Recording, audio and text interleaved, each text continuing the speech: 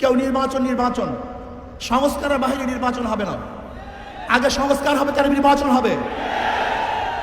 March for Dhaka, আমরা অচিরেই March for Dhaka ঘোষণা দেব। কারা সংস্কারের পক্ষে আর কারা বিপক্ষে ইনশাআল্লাহ জনগণ ডিসাইড করবে। আগে সংস্কার হবে না, আগে নির্বাচন হবে।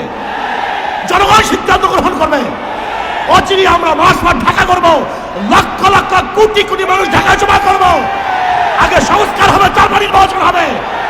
সংস্কারের বাহিরে বাংলাদেশের মানুষ কোনো নির্বাচন মানবে না, মানতে পারে না। গুন্ডামি নির্বাচন, ডাকাতি নির্বাচন এবং প্রহসনী নির্বাচন, অগ্রহণযোগ্য নির্বাচন বাংলাদেশের মানুষ মানবে না, মানতে পারে না।